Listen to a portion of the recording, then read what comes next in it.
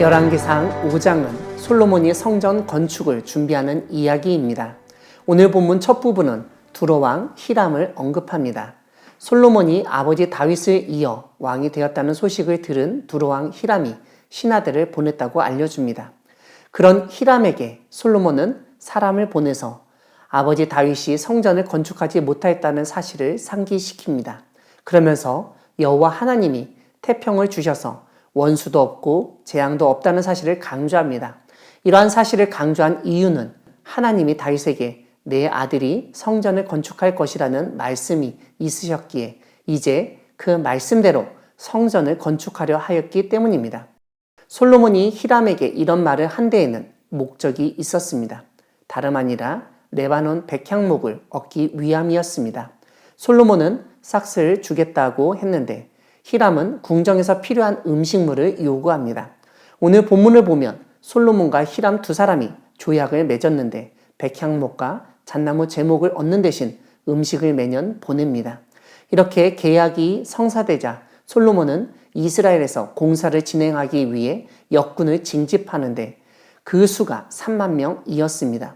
솔로몬은 한 달에 10,000명씩 번갈아 레바논으로 보냈고 그들이 한 달은 레바논에 있고 두 달은 집에 있게 했습니다. 이때 아도니람이 공사 감독이 되었고 짐꾼은 7만 명, 돌을 뜨는 자는 8만 명이었다고 합니다. 공사에 18만 명이 동원된 것입니다. 이 외에 사역을 감독하는 관리가 3,300명이었다고 알려줍니다. 일꾼이 정해지자 솔로몬은 명령을 내려 크고 귀한 돌을 떠다가 다듬어서 성전의 기초석으로 놓게 하였습니다. 솔로몬의 건축자와 히람의 건축자와 그발 사람이 그 돌을 다듬고 성전을 건축하기 위하여 제목과 돌들을 갖추었다고 설명합니다. 사랑하는 광야교회 성도 여러분, 하나님은 다윗에게 말씀하신 대로 그 아들 솔로몬이 성전을 짓도록 하시어 약속을 성취하시는 분이십니다. 태평성대를 누리던 솔로몬은 그 지혜와 영광을 토대로 아버지 다윗으로부터 들은 성전 건축을 진행하려 합니다. 이것은 하나님이 다윗에게 약속하신 것이기에 종교적으로나 정치적으로도 문제가 될 수 없는 일이었습니다.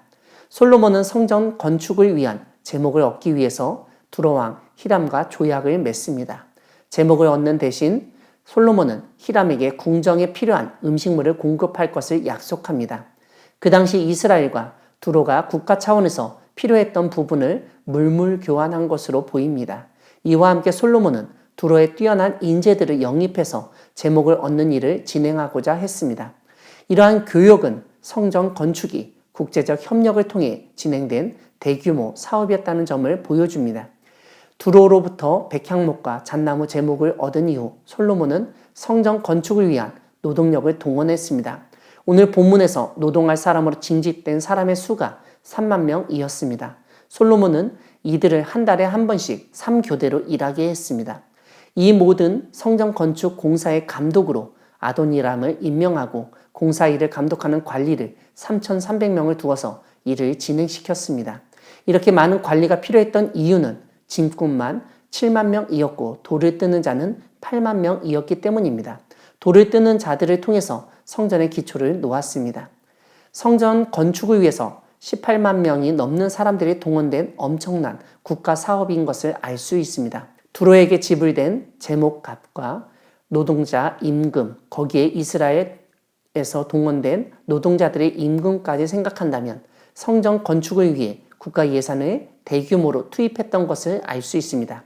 이것은 그만큼 솔로몬 시대가 재정적으로 풍요로웠다는 의미로 해석할 수도 있습니다.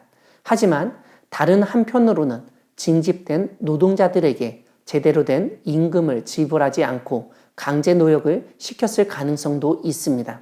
이것이 나중에 나라가 분열되는 중요한 원인이 되는 것을 보게 됩니다.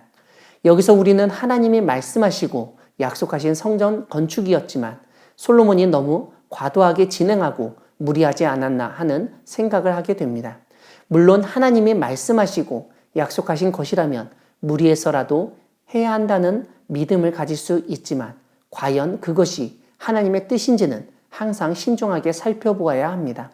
솔로몬이 성전을 건축할 제목을 구하고 일꾼을 징집하고 일을 진행하도록 허락하시고 도우신 하나님이 오늘 우리를 통해서 하고자 하시는 일 역시 진행되도록 도우실 것입니다.